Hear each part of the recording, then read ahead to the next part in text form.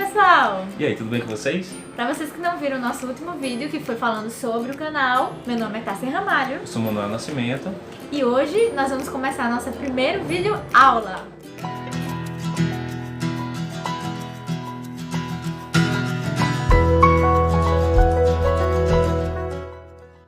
Então, antes de mais nada, é necessário que a gente entenda o que é o material de estudo da geografia. Isso, e ela é uma disciplina que é importante para a gente conhecer o mundo que nós vivemos hoje. A relação do homem com a natureza. Não só no aspecto físico, mas econômico, social, cultural. Justamente. Então, para a gente entender que esse aspecto ele vem de muito tempo atrás, essa relação do homem com a natureza, vamos voltar agora no tempo. No período pré-histórico, não existia estudos nem sequer a palavra geografia.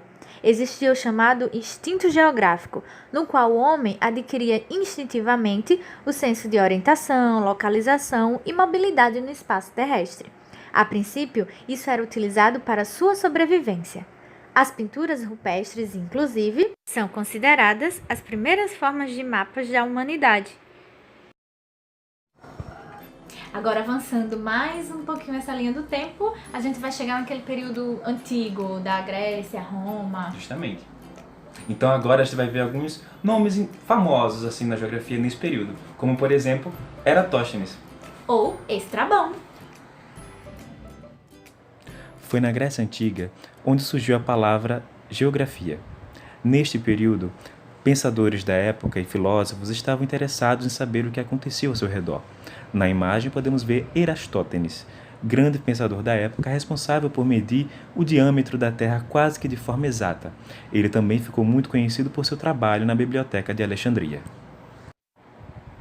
Outro importante pensador da época, também influenciador do pensamento geográfico, foi Estrabão, considerado o pai da pesquisa geográfica, que é o estudo do que é peculiar de cada região, ou seja, ele foi o grande precursor da geografia regional. Outros importantes intelectuais da época também influenciaram o pensamento geográfico, como Ptolomeu, Heródoto, Hipócrates e Hiparco. Então agora a gente vai avançar um pouquinho mais essa linha do tempo, até chegar lá na época das grandes navegações. Isso, onde a geografia estava agora voltada para a dominação de territórios. E principalmente em busca de recursos naturais, que era o que movia o mundo naquela época. O mundo estava passando por uma grande transformação do capitalismo, do feudalismo para o capitalismo, né? Isso aí. Vamos dar uma olhada melhor nisso aí. O período das grandes navegações em meados do século XV foi marcado pelas históricas expedições marítimas europeias, com destaque aí para Portugal e Espanha. As viagens tinham objetivos mercantis e colonialistas, visando a conquista de novas terras, povos e recursos naturais. Nessa época, o conhecimento geográfico mais difundido foi sobre descrição e mapeamento terrestre. A cartografia teve a contribuição de Gerard Mercator, criador do primeiro mapa-mundi, ainda que em uma visão eurocentrista.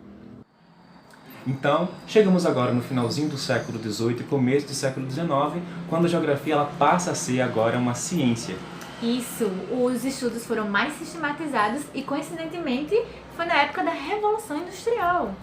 Pois é, um momento incrível onde o mundo ele passa por transformações muito rápidas e aceleradas. Exatamente, tanto no âmbito, né, de novas máquinas, a indústria têxtil e também o inchaço das grandes cidades, onde o homem saiu do campo e começou a trabalhar nas fábricas, nas cidades.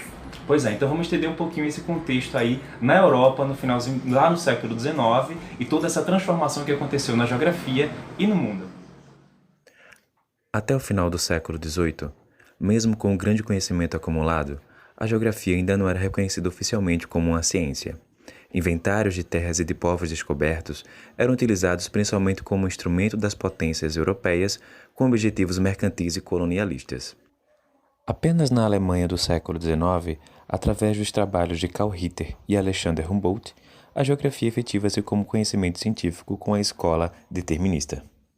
Na França, entre o final do século XIX e o começo do século XX, surge o possibilismo com Paul Vidal de Lablache, destacando o estudo regional, fazendo um contraponto ao determinismo geográfico alemão. O determinismo alemão e o possibilismo francês fazem parte da escola tradicional da geografia. Então a conclusão que chegamos nesse vídeo é que você viu que claramente a geografia ela vai mudando a percepção que ela tinha. Lá na idade, no mundo pré-histórico, a gente conseguiu ver que o homem tinha uma visão da geografia totalmente diferente e que foi evoluindo até chegar no que é hoje. Exatamente, deixou de ser aquele instinto geográfico, né, e passou a ser uma ciência mais estudada, com os pensamentos mais esquematizados, mais sistematizados. Então, nós vimos que o homem ele vai mudando a sua forma de agir na natureza com o passar dos anos. Ele antes tinha uma técnica, tinha uma forma de tirar os recursos minerais e de trabalhar, e hoje ele tem uma totalmente diferente, que já vai ser bem diferente da que vai ter no futuro. E nós entendemos que a geografia é uma ciência dinâmica que procura sempre buscar interpretações da realidade. Os geógrafos mais antigos serviram de base para os estudos dos geógrafos atuais.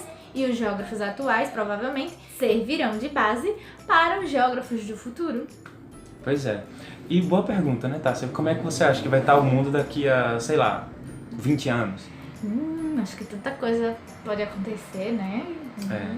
Vocês, o que vocês acham que vai estar acontecendo no mundo daqui a 20 anos? Pois é, se você tem a sua opinião, deixa o comentário aí embaixo. Se inscreva nas nossas redes sociais. Ativa o sino de notificação, porque toda terça-feira a gente tá aqui de novo. Exatamente. Espero que vocês tenham gostado e que estejam curtindo. Justamente. Segura! Tem um mundo em minhas